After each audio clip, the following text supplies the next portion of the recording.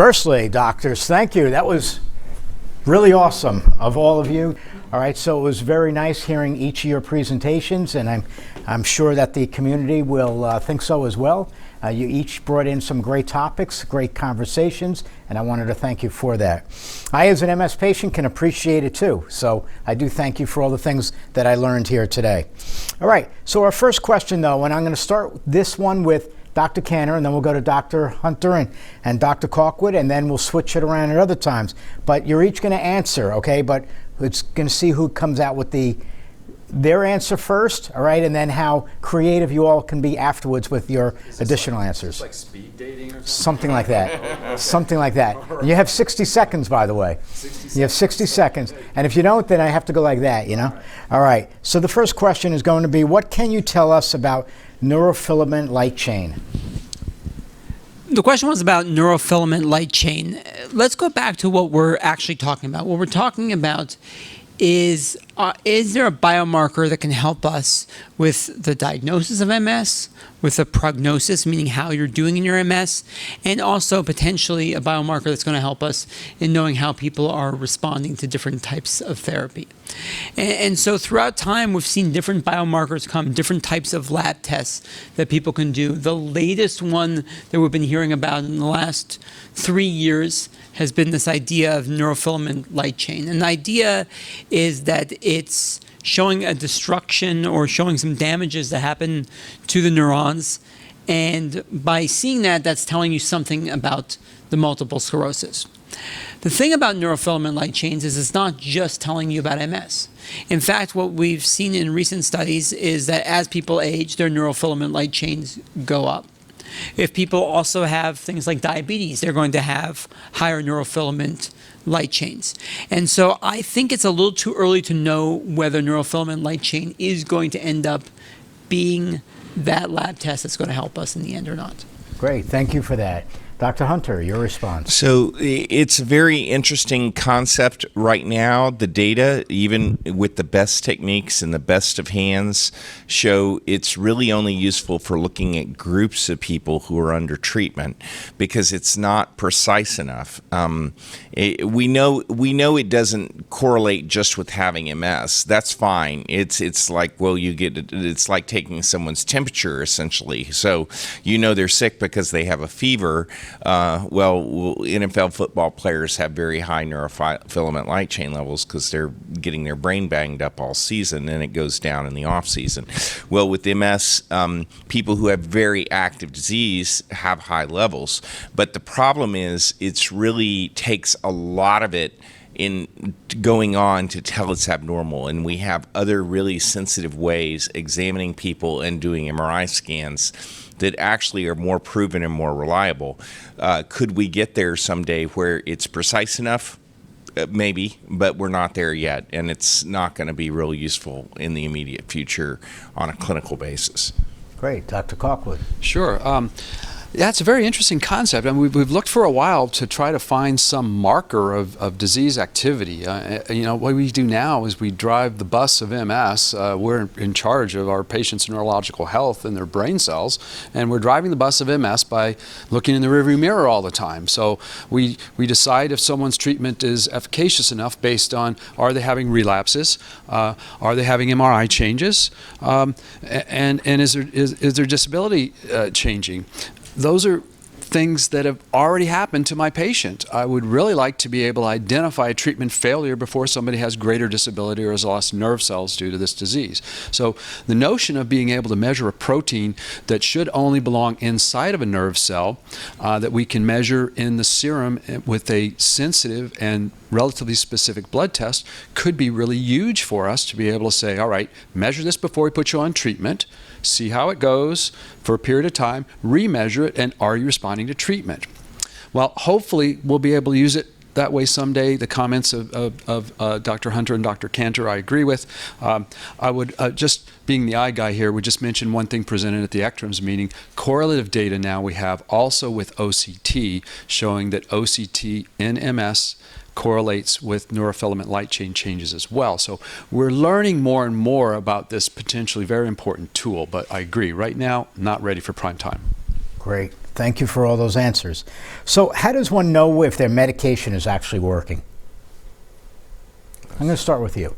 All right. So people with MS who get really good responses have a really easy time of telling this.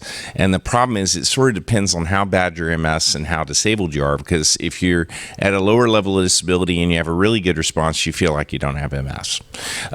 Some people who get home runs with more effective medicines, some of our very highly effective medicines that have a little more risk, produce really outstanding treatment responses, and people feel really good. But people with really severe MS that's rocking forward, even with a good treatment response, they still feel like they have MS and they may not feel well. And in fact, they often blame whatever they're feeling gets blamed on their medication. Sometimes it's responsible, sometimes it's not responsible. So it's quite a hard time for individuals to tell. And it's really, with neurologists, we're really quite systematic about it. And we are retrospective, as Dr. Calkwood was saying, because that is the best way to be able to sort of sort things out periodically. If things aren't changing quickly or they're stable, we consider that pretty good.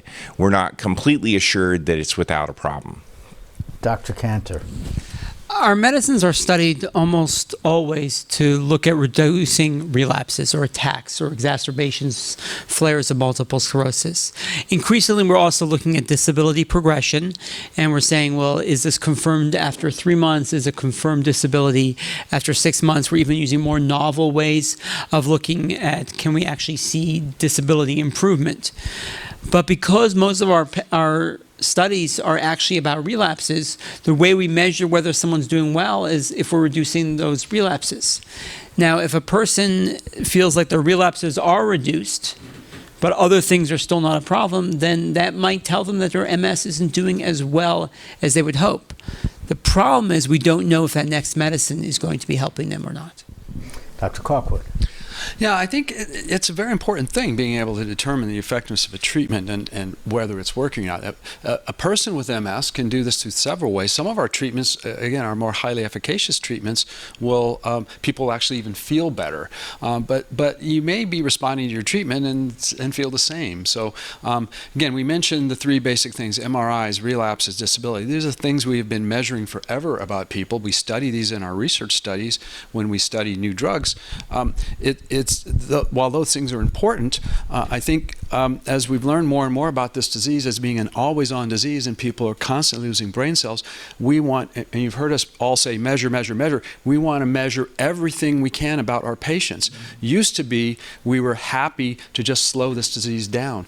As we've gotten more highly efficacious tools where we can actually show neurological improvements in some cases and in some people, we've changed our target. Our target has now moved from slowing the disease down to no apparent disease activity, no evidence of disease activity is what we're going for. That requires that we measure people very carefully, because people with MS may not be able to tell if they're responding to their treatment, or by the time they can tell, they already have new or permanent neurological disability. Thank you. Thank you all of you for that. Dr. Calkwood, what is the future of remyelinating drugs or complementary treatments? Gosh, if I could do that telling the future thing, I probably would. No, that's a good question. I can speculate. I can't know for sure, unfortunately. But the remyelination, and I'll just take a step back to say, we have for so long been focused on how we can impact the immune system, those critical steps where we can block the immune attack on the nervous system of persons with MS. Remyelination therapies opens up a whole new frontier, a frontier of restorative therapies, where you can take somebody with a damaged nerve cell, at least right now, where the nerve cell is damaged and injured, not working very well, we can remyelinate. We can encourage the brain tissues through mechanisms that are already there to remyelinate, protect, and support that nerve cell to make it work better. We are now entering an era where our research is focusing more and more on restorative therapies, things we can add to the treatments that block the immune response. Great, thank you. Dr. Hunter. Well, I did my Ph.D. in this field. It was a reality to me. I could look at cells, I could look at animals, I could see it happen. I'm a little bit miffed that we don't have this working yet.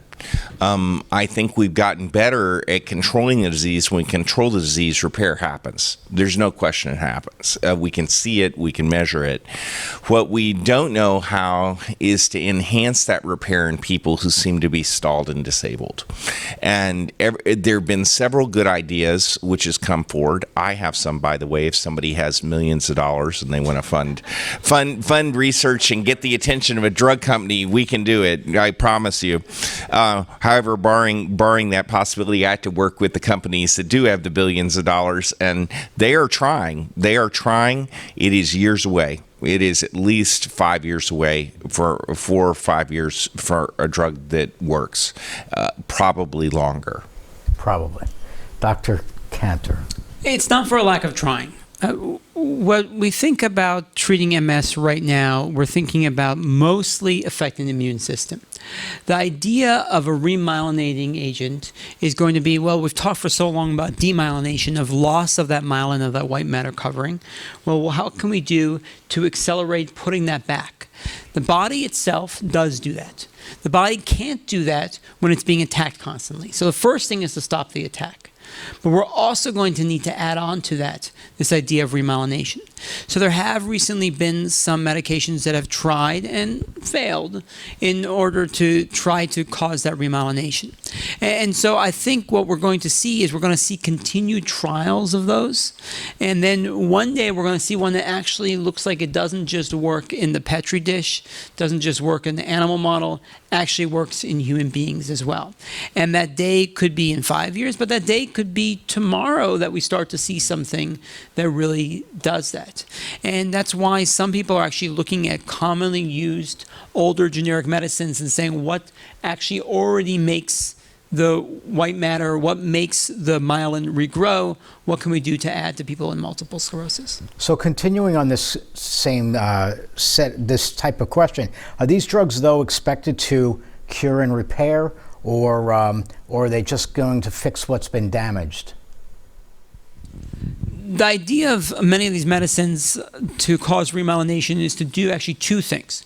One is to form new myelin, to form new white matter covering, which would make it better able to conduct electricity because you wouldn't have the short circuiting that you have as much in multiple sclerosis. Now, your body's still going to be attacking itself, and that's why alone they're not going to cure MS. But the idea is that with another medicine to try to stop the body from attacking itself, then what you're doing is you're really quashing down multiple sclerosis. The other thing is that myelin is like an external scaffolding. It's an external scaffolding that if you make it grow properly, then the nerves can grow back inside that myelin. Without that scaffolding, they can't do that.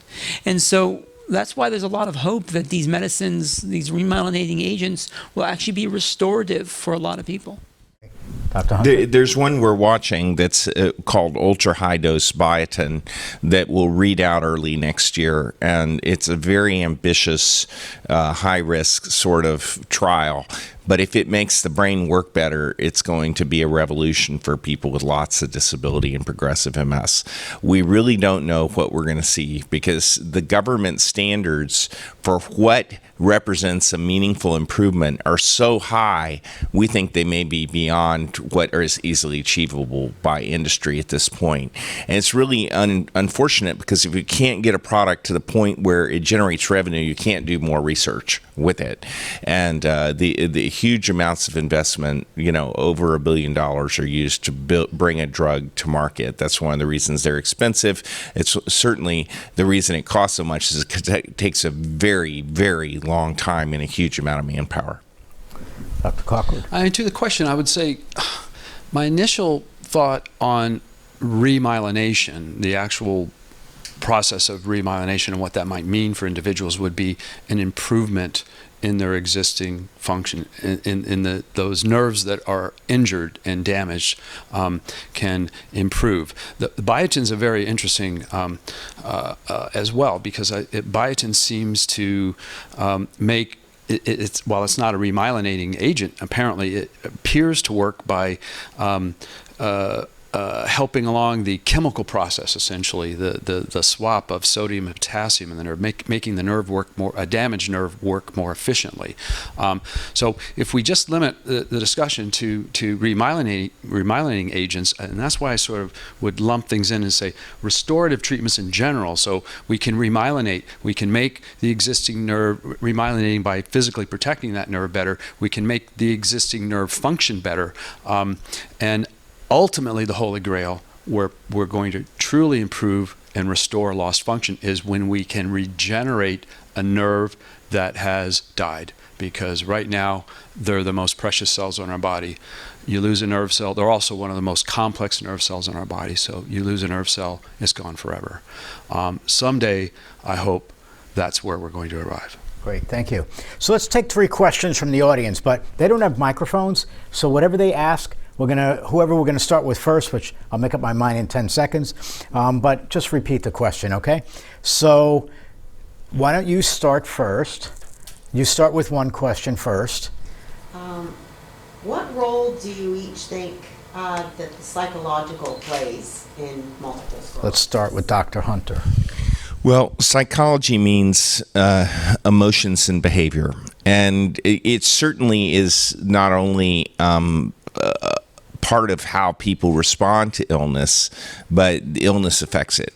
And almost everybody with MS at some point feels depressed, and the majority will get a really major depression at some point. Some people the other way, they get more bipolar type symptoms, anxiety, very common. So MS affects the frontal part of your brain, which is where you live. It's who you are, is really like right behind your forehead, and that is where our consciousness and our feelings and our drive and our emotions are regulated, and things in that area disrupted.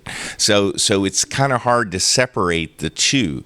Now, do people actually cause their illness to be worse? Well, there's some evidence that by having a negative view of the world, you can affect your brain negatively. There certainly is, and it's not just limited to MS.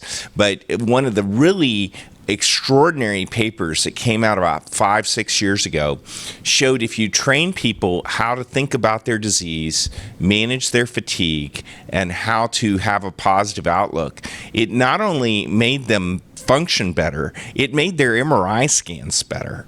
So it really is an amazing machine that lies between our ears, that we can affect it and it can affect us, and we can program ourselves. I try to give people therapeutic thoughts, ways to think about their disease. I say things like, the pain is not an indicator of how bad the problem is. It's just pain.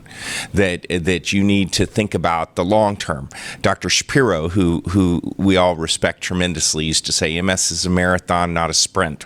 It's not the starters, it's the finishers. He still says it. He's not dead. He still says it. Well, he is a thought leader from way back, and used to be the most important rehabilitation person. But I think that these perspectives and the get up and go, make yourself get up and go, and make yourself think positively are really helpful. Dr. Calkwood. So the question related to the psychology, if you will, of the individual with MS, I think is a very important one. We don't have a whole lot of data on this in MS, but we do in other disease states. Oncology, malignancies. There is a slew of data showing that how somebody thinks has an impact on their outcome. And personally, I'm calling the kettle black here in this, and it's very important to really focus on positives. This whole mind-brain link that we're looking for, I've always found it very interesting that the serotonin, this neurotransmitter, very important for calming effects in the brain. We know serotonin reuptake inhibitors are very effective treating depression. There are receptors on white blood cells, T cells, that attack the brains in MS. There are receptors for serotonin on those cells, yet we have very little information about what they actually do. But clearly there's some kind of interaction between the immune system and neurotransmitters in our brain. So I believe it. it's a hard thing to prove. In other disease states, we have better data than MS, but I do think it's important, and how people think a positive attitude, I feel leads to a better outcome. Your outlook on life affects your MS a lot. And the thing that may tie your outlook as well as your MS may actually not be in your brain itself. It may be in the gut. We're learning more about how important the gut is in terms of the microbiome and in terms of other aspects. And just like Dr. Calkwood talked about this idea of serotonin, we see a lot of these serotonin receptors and serotonin inside the gut itself. And so it may not just be how we're feeling, it may also be what we're eating. And what we're eating, how we're feeling, how our MS is doing, all of those together may have a complex interaction. If you look at Pascal's theorem, this idea that, well, how do you know if God exists or not? Well, if God doesn't exist, then what's the big deal? You just wasted time following God's laws. But if God does exist and you didn't follow the laws, well, you really should have. That same kind of idea falls into place here, where why not have a more positive attitude? Having a more positive attitude can only be beneficial. And so if there's a chance that it can help MS, we don't need a phase 3 clinical trial worth billions of dollars in order to be able to show something like that. It can be something that we can all do today. So in other words, it might not help, but it's not going to hurt. Right. Great. Right. Who next had a question? You had a question? Yes. I've had MS for many years, but explain to me how you know if you're having a relapse versus you just live with it every day. And I mean, I'm talking from the lay people that may be listening. You know, you can have fatigue every day and whatever, but how would I know if I were home if I were having a relapse? Dr. Kantor, can you start with this one, but can you repeat her question? The question from a person who's had MS for a long time was, how do you know if you're just having day-to-day symptoms or if you're having what we call a relapse, exacerbation, flare, or attack of multiple sclerosis? So the first thing to do is talk about what we mean by a relapse. What we mean by a relapse is generally that a person is doing basically the same in the past 30 days. So they're basically stable. And then a new or worsening of an older problem. It is harder when it's a worsening of an older problem. It's harder for you to know what's going on. It's harder, frankly, for your neurologist to know what's going on. A newer problem is much easier for both you as well as your neurologist to be able to diagnose as a relapse. And then a new or worsening problem that looks like it's coming from the central nervous system, so from the brain, the optic nerves, the cervical, thoracic, spinal cord, is coming on, and it's lasting for longer than 24 hours. Usually it's a lot longer than just one day. And usually what's going to happen is it's going to come on gradually. Sometimes things may be sudden, but usually those things are going to come on gradually and go away gradually. And so oftentimes people will say, well, I don't know if I'm having a symptom of MS, if I'm having a relapse, an attack of MS, or if I'm having progression of disability. And one way to think about it is to think about time course and to say, well, am I having this problem every day and it kind of comes and goes pretty fast? Well, that sounds more like a symptom of multiple sclerosis. Is it something where I'm basically doing okay and then it's coming on? Or is it something which over time just seems to continuously get worse? And that sounds more like progression of disability. Dr. Hunter. So I think that's always a great issue for people to ask. I would say if things are really minor, it's fine to watch them. Things that are clearly new or clearly suddenly getting in your way that weren't before, usually relapses. It's hard in the first few days to tell if you don't have an infection that's the cause for that. Most people with MS can't discriminate the feelings. The feelings are no different in what's going on when they're getting an infection and coming down with an infection, because the immune system turns on and their MS symptoms are worse. We call it a pseudo relapse or a fake relapse if it's associated with just with with an infection, but many times, even after the infection, the symptoms continue. Then we call it a relapse. And infections are the most common reason relapses occur.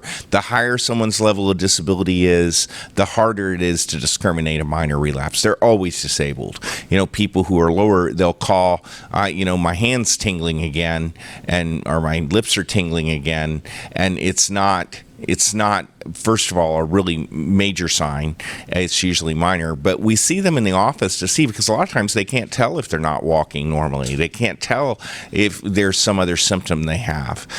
They may not use their non-dominant hand, and they may not realize how clumsy it is. And you see these things when you're examining someone. So neurologists can always provide perspective if there's a problem, but the urgency to the symptoms of handling a relapse aren't as great when they're minor symptoms. They're notable. They ought to be seen. Emergencies are you can't see, you can't pee, or you can't walk. That really needs immediate care because something else also may be going on. People with MS, when they show up in an emergency department, get told that they have a stroke or a TIA. They almost never do. Now, if someone's older and you have something turn on like a switch, it's a major disability, you need to be seen in an emergency department and have an MRI scan right then. But it's still probably your MS. But MS patients get strokes too when they're older, just like everybody else can. Great, thank you. And Dr. Calkwood. Yeah, so this is a challenge for the person, especially if they have some existing disability already. Clearly, something's going on, but then what's causing it? And the underlying issue is a pseudo-relapse versus a true relapse. A true relapse is going to be an inflammatory event in the nervous system. So you might notice if you're having a new relapse, true relapse, that you have brand new symptoms that you've never had before. I tell my patients to look for new symptoms that they never had before, or old symptoms that they had before that are either a lot more intense than they've ever been, or maybe in a different part of their body than they've ever been before. And then very, very important is this 24 to 48 hour rule. We tell our patients that if you have new symptoms, you don't have to be sure about what's causing them to call us. If you have new symptoms lasting longer than 24 to 48 hours, you should contact your neurologist. I think most MS doctors go by that basic creed. And we'll help you sort it out. This can be a problem.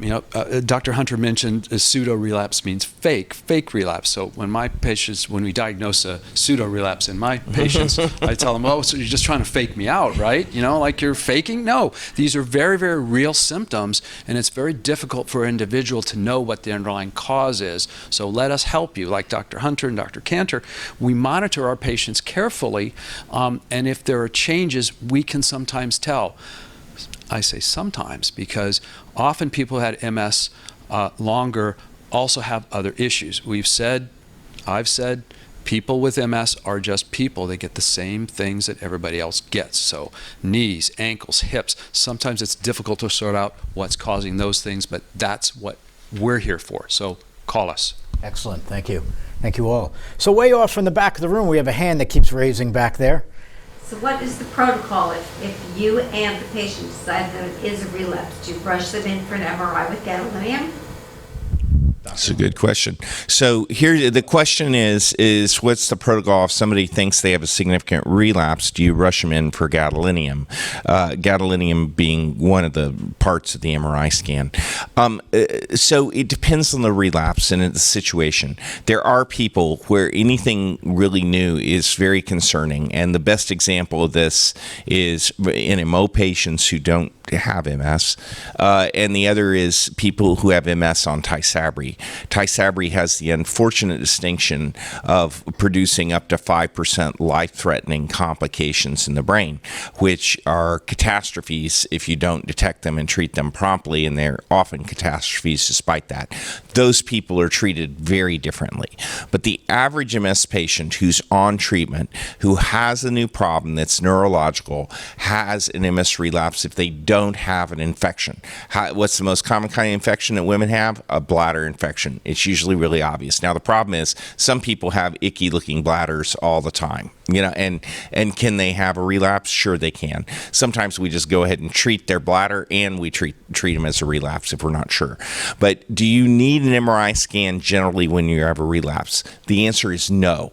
You shouldn't get an MRI scan normally if it's pretty clear you have a typical MS relapse. It delays your treatment. It can produce confusing symptoms. If they can't get it done to appropriate standards, then you may get some kind of thing back in your medical record says, oh, doesn't look like they have MS. Or the MS isn't after, no acute change. It depends on who reads it. And some of the radiologists, they're very bad at MS. They're scary bad at MS. And so doing things properly, you can get an MRI scan months later if you haven't had one in a while to assess how your disease is doing, because you've had a relapse. Your doctor knows your disease has been active. He doesn't need an MRI scan in most cases. 75 or 80% of the time, you can't see what's causing the relapse anyway on the MRI. And that's normal. That is normal.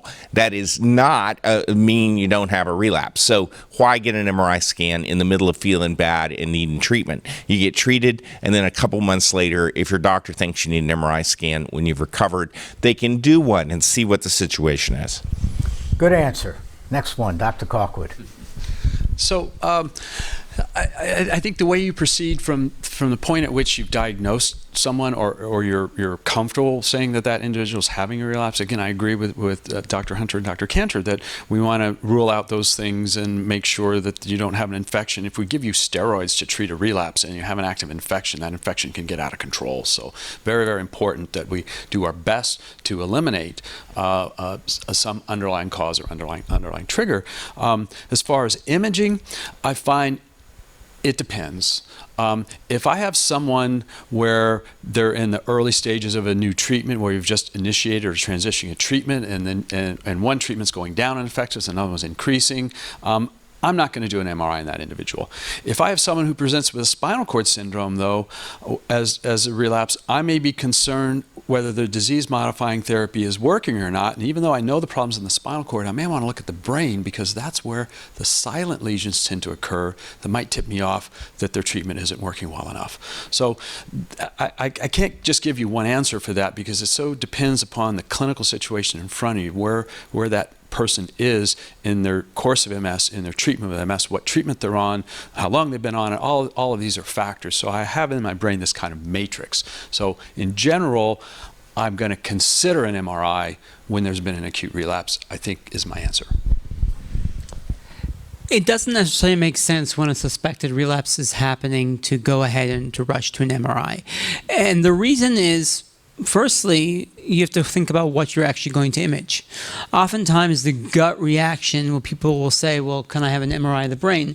Even though if you examine the patient or hear the history, it sounds like the relapse is not happening from the brain, it might be happening from the cervical spinal cord or the thoracic spinal cord.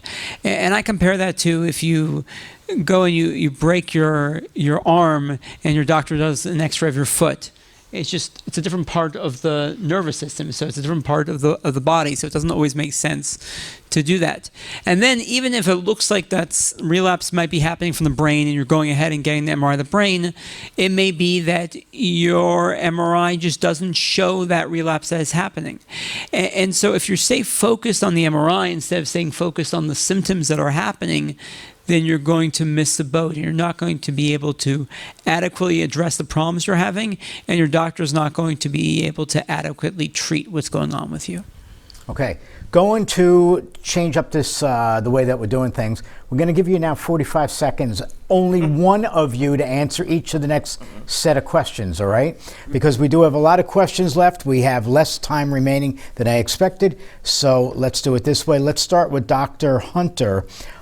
One question for you, and each one of you will get separate questions, okay? All right, are there any objective tests that could predict a disease-modifying therapy? Which one will work for one particular person or another? MRI is widely held to be the best indicator of people who benefit from more aggressive treatment. There are some studies that have been done that show that with Copaxone you can predict who's a good predictor by doing some tests which are unfortunately not covered by insurance, but basically classify how the immune system responds. And those are available. They are expensive, and it's a whole lot easier to just put people on Copaxone and see how they do. But I would say MRI is the big discriminator. The other thing, vitamin D, your vitamin vitamin D level being less than 20 means you are in the worst half of people with MS. And if it's above 20, you're in the best half. And if it's above 50, you're in the best 10% of people who will perform with MS. Great, thank you. Dr. Kantor, can you tell us if MRI is a biomarker and if there's anything else that can be considered? When people think about the word biomarker, what they're thinking about something biologic that you can use to mark a disease. And for a lot of people, what they think about is they think in Star Trek with this idea that you can just run something and kind of know what's going on in the whole body.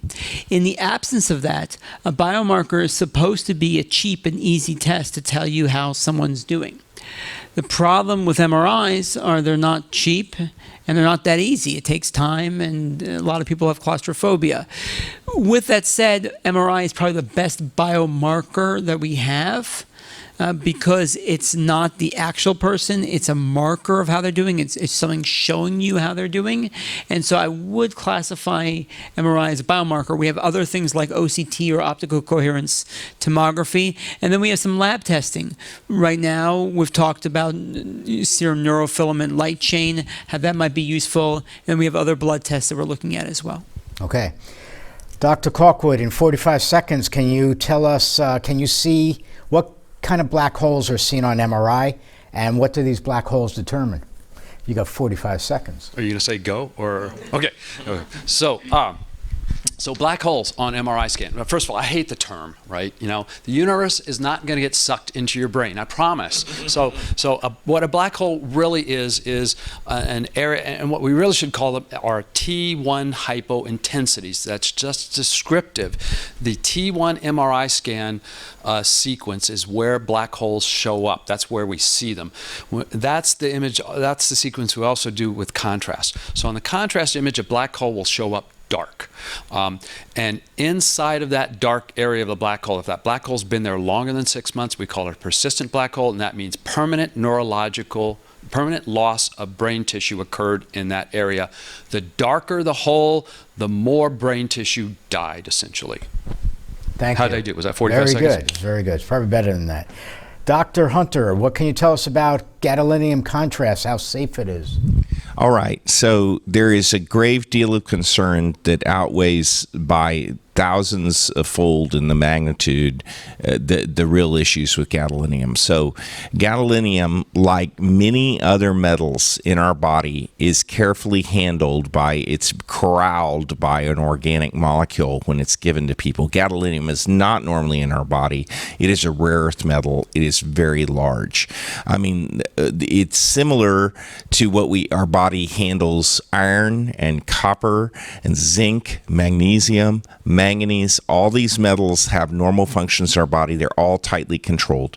If you look at the brain of someone with MS, it's packed with degenerated iron. All right. The iron's not good for your brain, but it's not doing that much harm either. Gadolinium has been looked at because a little bit of it from the older dyes sticks around in the brain, and we can see it on MRI. MRI is very good at seeing it. That's why we use it as a contrast agent. The people with MS, the dye leaks into the brain. We can see it very quickly, and a little bit of it doesn't come back out with the older dyes. For the last 5 or 6 years, we've had newer dyes that were developed specifically to deal with this. Now, if you have very poor kidney function, as in like you're on dialysis or about to be on dialysis, there's no question you should not get gadolinium because it will not leave your body because it leaves it through your kidneys, and it's not safe to get, and diseases have occurred rarely in people like that. There are very wide margins of safety established to make sure that doesn't happen, and only those people who have severe kidney dysfunction should not get gadolinium when they're looking for MRI. Now, do you need gadolinium? The problem is, if you don't get it, you might have some active lesions that your doctor doesn't detect, and that alone is the most important thing to use it for, because that failure alters by a factor of 3 to 5 the aggressiveness in a physician's caring for you.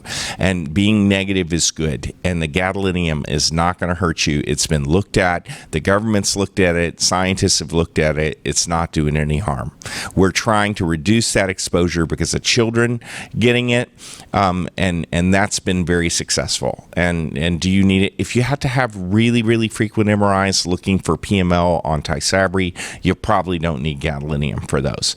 But otherwise, I think you need gadolinium. That was good. Okay, next one. Dr. Calkwood, what suggestions do you have to get the most out of a doctor's visit? Everything Dr. Kantor said. You told me I wasn't supposed to do that. However, you covered it very well in the previous slide presentation as far as preparing for a visit.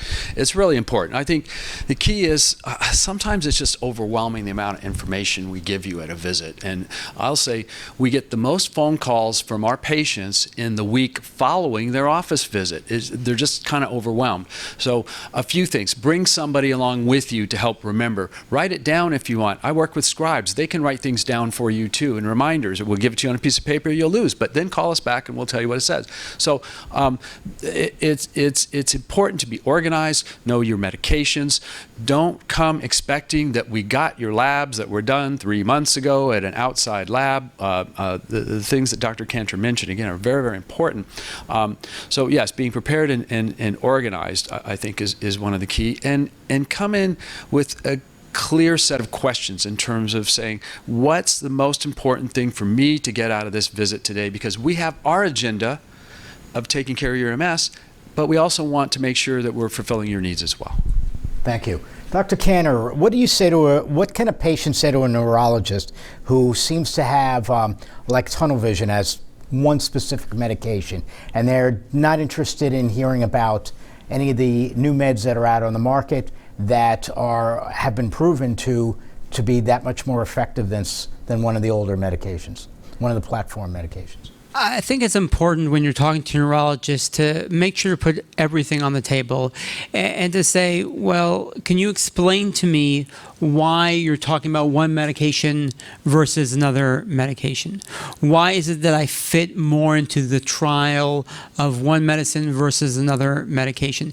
If you can't reach a point where you come to agreement, where you're able to have that open and honest dialogue, then what might happen is it might be time for you to find another neurologist. Thank you. Dr. Hunter, can you please tell us why people with MS cannot give blood at a blood bank? It's complicated. Some cannot. The many local policies will prevent them from doing that. It's changed off and on through the years, and that may be what the Red Cross says right now. In times, they've let them do it. Certain medications are more of an issue. If you're, and this is probably if it's changed recently, and I'm not aware of what the changes are. They're worried about you if you have a medicine that circulates for a long period of time, exposing someone else to that medication. Now, you can give blood for yourself. You can probably give blood for a family member where it's a known situation, but it may be more related to medications than diagnosis and exposures. I mean, for a long time, if you went to Europe, they wouldn't let you donate blood because they were worried about mad cow disease after the HIV epidemic burned them so bad. But that was lawyers making those decisions, not scientists. Dr. Kantor, can a MS patient donate their organs? If a person with MS wants to donate their organs, then they should inform the organ donating place that they want to do that. Sometimes those organ donating places will take them, and sometimes they won't. And it will also depend on which organ. If you think about it, the risks of donating a heart, and the heart is a very valuable organ when you think about organ donation, there's obviously some blood that's going to go along with it, but very little. And so many organ donating places will actually take a person with MS's organs as well. Great, thank you. Dr. Calkwood, for the people that are having a lot of pain with eye pain, what can they do for that? Eye pain is a particularly difficult thing, and I think there's no blanket treatment. It depends on the underlying cause. So I think we see a few things that trigger eye pain in persons with MS. A chronic low-level eye pain can be caused by something called iritis or uveitis, which is pretty common. You need to make sure it's really eye pain related to MS. And I find the primary eye pain associated with acute optic neuritis would be able, but there'll be other symptoms associated. Treatment of eye pain really depends on an underlying problem. If it's inflammatory, like a uveitis or iritis, we can use eye drops. Steroid eye drops can work. Sometimes we'll have to use oral medications, and then other times anti-inflammatories if it's more of a migrainous-related problem, lancinating ice pick pains. And then we also have to distinguish from something called trigeminal neuralgia, which can be referred to the face and sometimes appear in the eye. And each of those have a slightly different treatment. So the treatment comes from diagnosing what's causing the pain. Thank you. Dr. Hunter, what are the pros and cons to being a study guinea pig? Well, your nose starts twitching and you grow some unusual whiskers. But let me tell you, every single thing we learn, every advance in medicine, every new application of medicine comes because people volunteer for research. And in some cases, it works out badly, and in some cases, it works out unbelievably. And nowadays, most of the research is done in established things where people are being treated between two medications, so it's not placebo-controlled. Really new things and really early research is still done with placebo controls or delays in treatment, something that lets us discriminate unequivocally the scientific value of a medication. As far as the pros, first of all, it doesn't usually cost you anything except your time, and that actually gets compensated in many cases. We do research trial, people get, we rent them a car, we rent them a hotel room if they need it, they get a stipend for food, they get compensation for their time. They often get medicine for free. We often they get concierge care for their MS because they're seeing us regularly. We get to work on all kinds of problems. Those are and plus they often get that for many years. If it's a medicine that works, it flips over and they keep getting the medicine because the company has invested a lot of money in understanding their MS. In some cases, we're able to look at their MRI scans so that we get free MRI scans for them. And we're able to do a lot of things for them. I have people who get their contraception through us for clinical trials, who get all kinds of, we help their primary care refill some of their medicines. They're able to get without paying extra for appointments for their stimulants and their disability forms. So we're able to do a lot of things for people who volunteer their bodies for research while they're still alive. We say, donate your brain to science while you're still alive. Thank you very much. There are very few cons. You have to come to the doctor on a schedule, usually when you're well. Thank you very much. Dr. Kantor, is there a MRI that can differentiate between migraine and multiple sclerosis? A lot of people with migraine actually do have white spots on the brain. Those white spots look sometimes a little bit different than MS, and sometimes they're in a little bit different locations, but oftentimes it can actually be confusing. And oftentimes a person with multiple sclerosis may also have this very, very common condition called migraine. Over 40 million Americans have migraine. And so what that means is some of the white spots that a person with MS has on their brain MRI may actually be from migraine, some of them may be from MS, and some of them may be from other things. So we don't yet have a great way of knowing for sure that this is a migraine white spot or an MS white spot. Dr. Calkwood, a person wants to know what happens to them when it's like 90 plus degrees outside and they're out there for too long and they get this like plastic sheeting look in their eye, and what's happening? Good question. I don't know. You can't be afraid to say you don't know, but we would find out.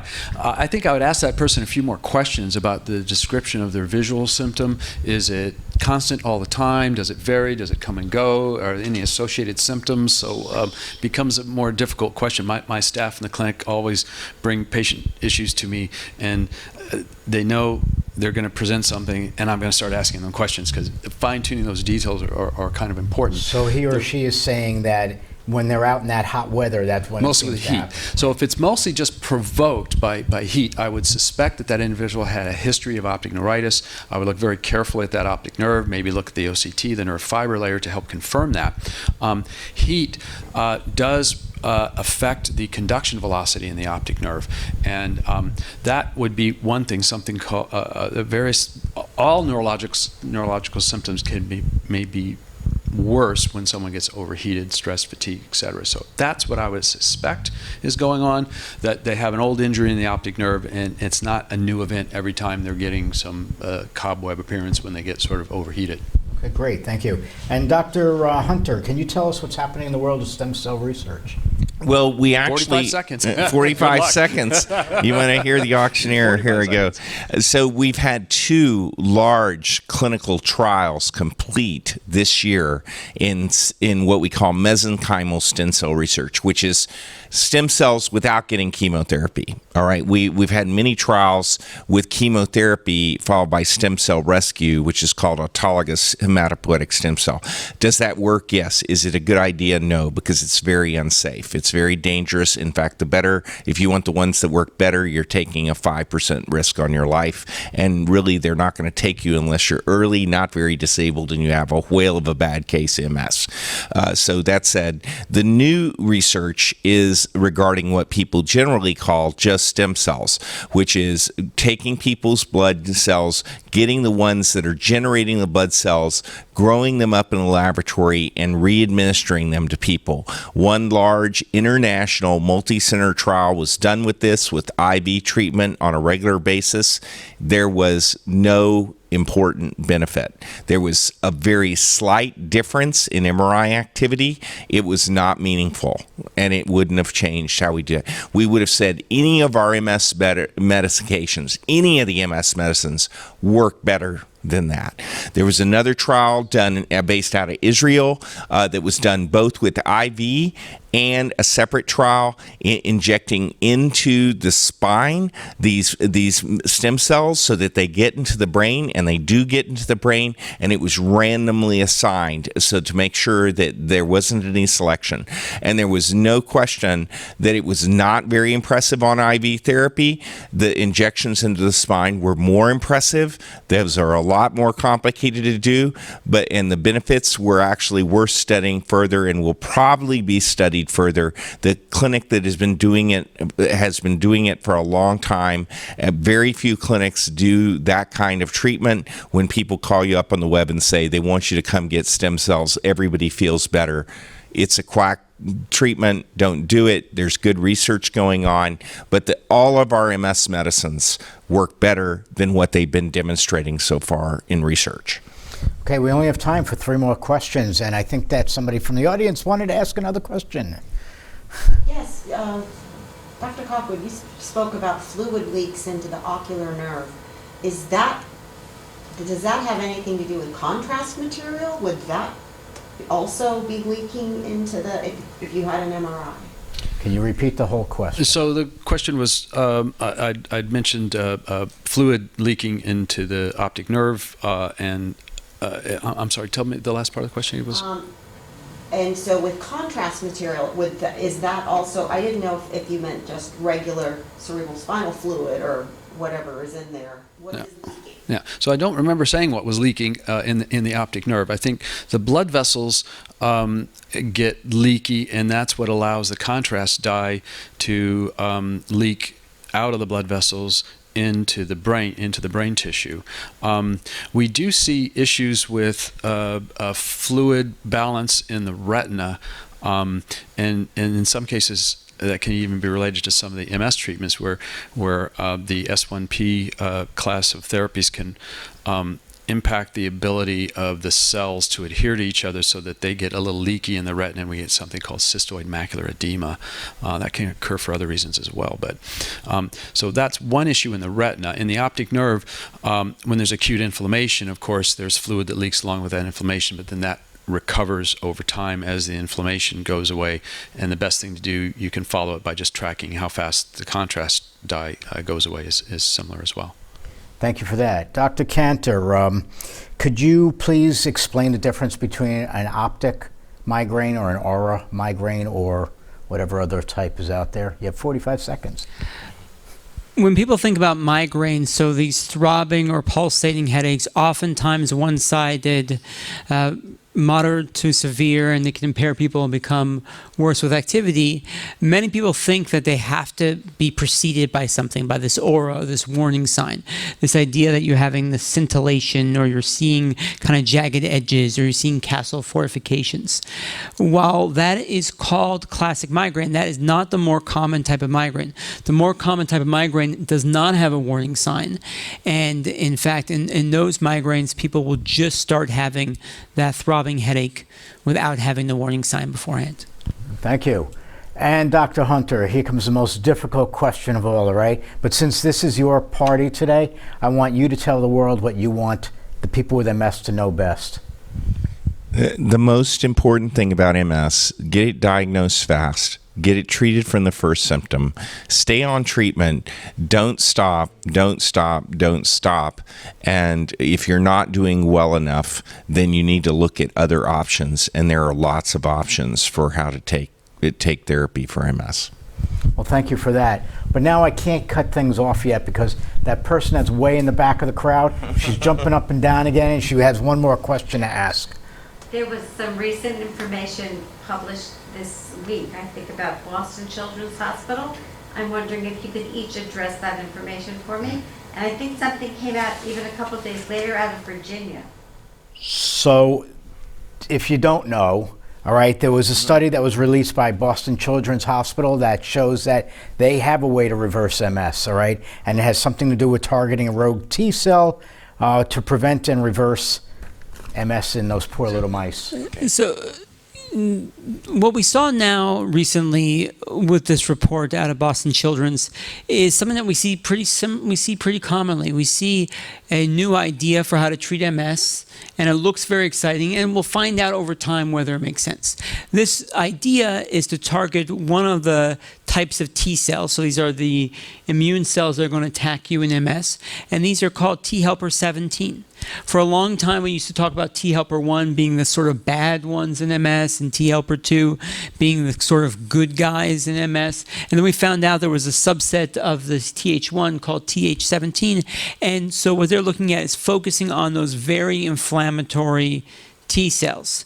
And by doing that, could we be helping MS? It's very possible that this would end up being a medication in the future. It's going to take a very long time.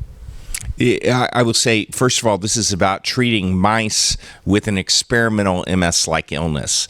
And these cells have been treated with other kinds of strategies. They went after them with antibodies against a receptor that's unique to these Th17 T cells, which I would describe as the really bad players that cause serious inflammation in immune disease, therefore going after TB and other really nasty agents.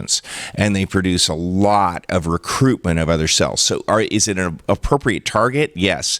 There are other drugs that have been tested that are in this family. Actually, because it's a smaller market, they haven't been fully developed yet. Will things be more useful and go after? The concept is actually not a lot different than what we already do with Limtrota and Ocrevus.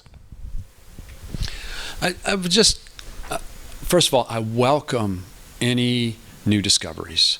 A slide we saw previously from Dr. Kantor of this ramp up, this exponential increase in our research, but every new development starts out this way, and it starts out with a lot of excitement, and often people get the cart a little far in front of the horse.